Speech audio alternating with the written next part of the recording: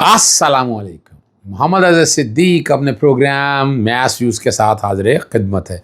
8 जून 2024 हफ्ते का दिन है और अगला हफ्ता इस बाद ईद शुरू हो जानी है।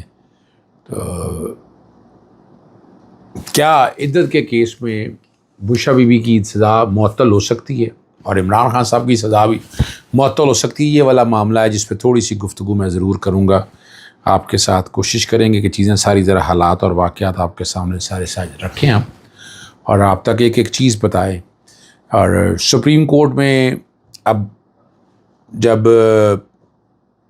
रिज़र्व सीटों वाला मामला आना है तो जजेस की तादाद बढ़ जानी है।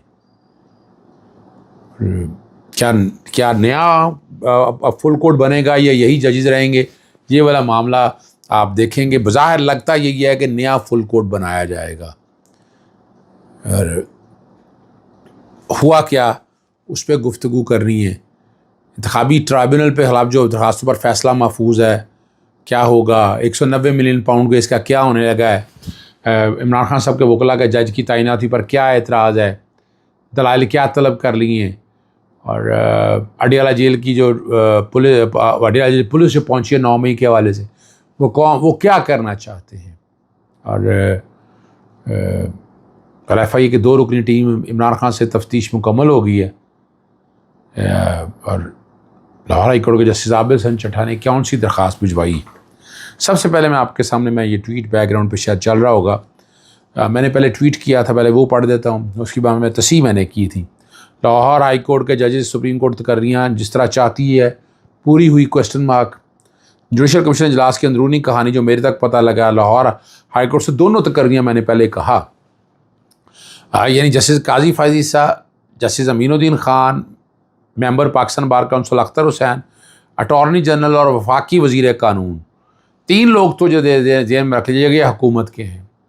पाकिस्तान बार काउंसिल हुकूमत के, हमें तो पता है ना पाकिस्तान बार काउंसिल इस वक्त क्या कर रही है। अटॉर्नी जनरल और ये दोनों का एक तरफ खड़े होना, यानी ये मलिक शहजाद को सुप्रीम कोर्ट ले जाना चाहते थे और लाहौर हाई कोर्ट में वजह मैंने आपके सामने ये चाहते थे कि लाहौर हाई कोर्ट के जजेस इनकी अपनी मर्ज़ी के आएँ, इलेक्शन ट्राइब्यूनल इनकी मर्ज़ी के बने और एंटी करप्शन अदालत के जज और इंसानी दहशतगर्दी कोर्ट के जज जो है ना इनकी मर्ज़ी के लगे। लेकिन मलिक शहजाद सब खड़े हो गए, बड़ी तकलीफ़ बर्दाश्त की और हालात और वाक़यात सारा कुछ सामने आपके सामने रखने का मकसद ये है, मगर उसके बावजूद भी जो है ना वो डटे रहे।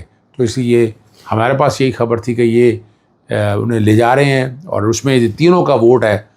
और जिन्होंने वोट मुखालफत में दिए यानी खिलाफ वोट दिया, justice Syed Mansoor Ali Shah, justice Munib Akhtar, justice Yahya Afridi और जस्टिस रिटायर्ड मंजूर अहमद मलिक।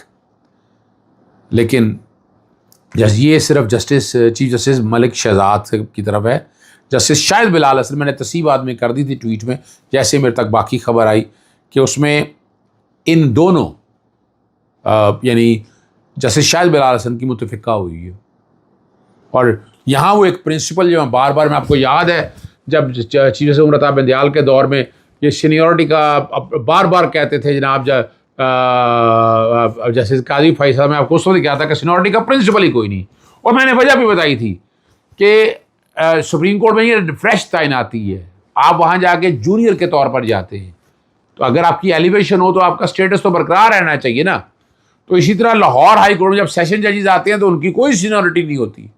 अगर आपको प्रिंसिपल ये लगाना है तो प्रिंसिपल का इतलाक भी यहाँ करें ना, लेकिन यहाँ नहीं होता है ऐसा इतलाक और फ्रेश तैनाती होती है और सिर्फ सीनियर मोस्ट जज जो है वो चीफ जस्टिस बनता है सुप्रीम कोर्ट का, वो वहाँ तक है।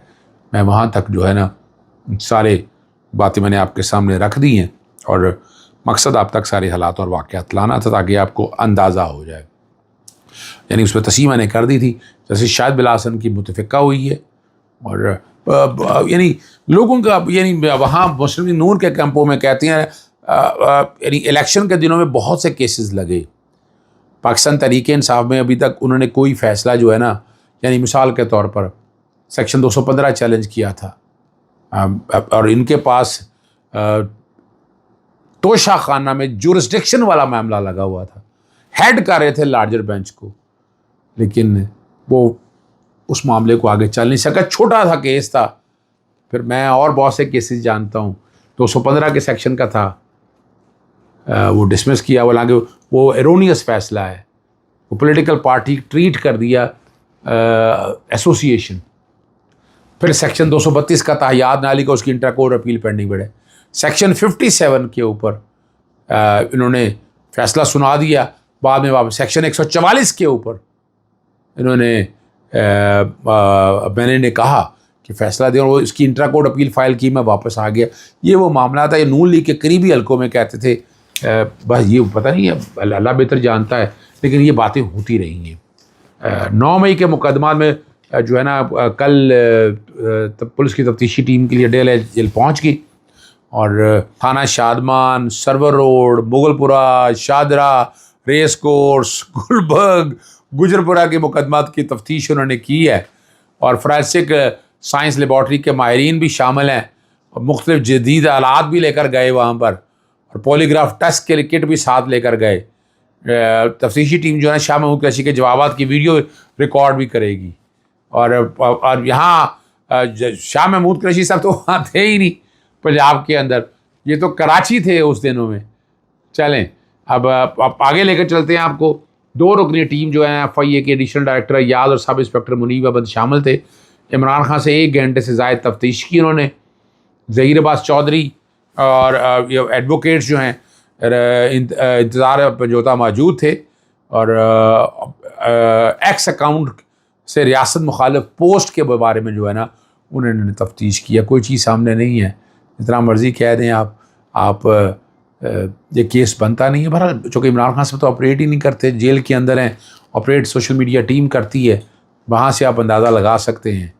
और इमरान खान साहब ने जो बातें सारी कही हैं, और उन्होंने कहा मैं शिकायत नहीं करता और चू चू करने वाला नहीं हूँ, मुझे डेथ सेल वाली चक्की में रखा गया, मेरे पास एक्साइज मशीन के अलावा कोई सहूलत नहीं, रूम कूलर सारी चक्कियों में लगे हुए हैं, मेरे सेल में अटैच बाथरूम भी नहीं, नहाने के लिए दूसरी जगह जाता हूँ। ज़रा सुन लीजिएगा, नवाज शरीफ और जरदारी को कैद के दौरान लग्जरी स्वीट दिए गए थे, उन्हें खाने भी बाहर से आते थे, और ये जवाब इमरान खान साहब ने दे दिया है। ये अब डूबर रह जाइए जो इल्ज़ाम लगाते थे इमरान खान से। अब सवाल जो किया, आपके एक्स हैंडल से रियासत मुखालिफ वीडियो अपलोड की गई, आपकी क्या मर्ज़ी है? मैं जेल में बैठकर कैसे वीडियो अपलोड कर सकता हूँ? क्या आप इस ट्वीट को ऑन करते हैं?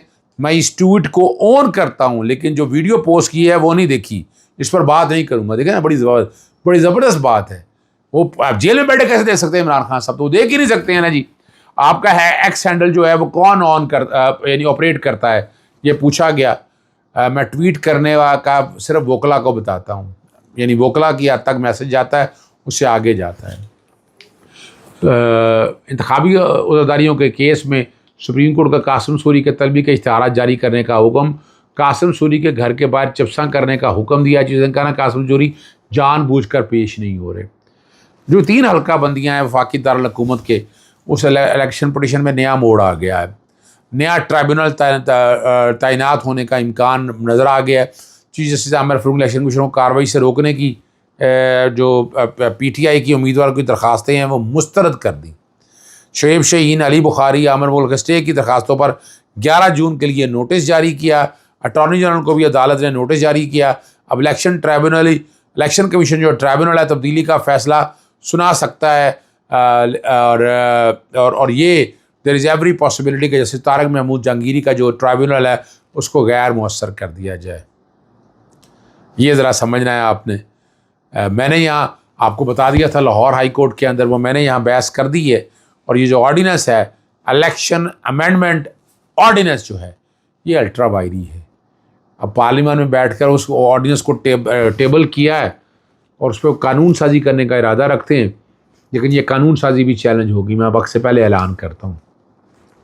लाहौर हाई कोर्ट के जस्टिस आबिद हुसैन चट्टा ने जो है ना कॉर्नर मीटिंग की इजाज़त ना मिलने जलसा और लाहौर हाई कोर्ट से रुजू किया, और उन्होंने डिप्टी कमिश्नर को दरख्वास्त दी है, और उन्होंने कहा कि कल दरख्वास्त पर कल 11 बजे फ़ैसला करें। डिप्टी कमिश्नर समेत बहुत से लोगों ने, और नायब सदर की तरफ से ये दरख्वास्त दी गई थी कि मोची गेट लाहौर में वर्कर कन्वेंशन की इजाज़त तलब की है, सिक्योरिटी वजूहात बनाकर ये इजाज़त नहीं दी है। यहाँ जो बड़ी मज़ेदार बात अब आ गई आखिर एहतसाब अदालत में 190 मिलियन पाउंड का केस था, वकला का जज की तैनाती पर एतराज़ है। अब इमरान खान साहब और अलिया बुशरा 190 मिलियन पाउंड की कार्रवाई आगे ना बढ़ सकी।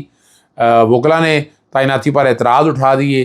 जज ने जो है ना तैनाती के हवाले से मज़ीद दलाइल तलब कर लिए हैं। मोहम्मद अली वड़ाइच ने अडेला जेल में समाअत की और जो है ना सलमान सफदर ने कहा कि एहतसाब नंबर 1 का इजाफी चार्ज सौंपने के नोटिफिकेशन पर एतराज़ का इजहार करते हुए वजारत कानून का एहतसाब अदालत के नए जज की तैनाती के हवाले से नोटिफिकेशन गलत और नामुकम्मल है। एहतसाब अदालत नंबर 2 का जज एहतसाब नंबर 1 का इजाफी चार्ज के साथ केस की समाअत नहीं कर सकता और नए जज की तैनाती पर इस्तगासा की जानिब से दलाइल दिए गए।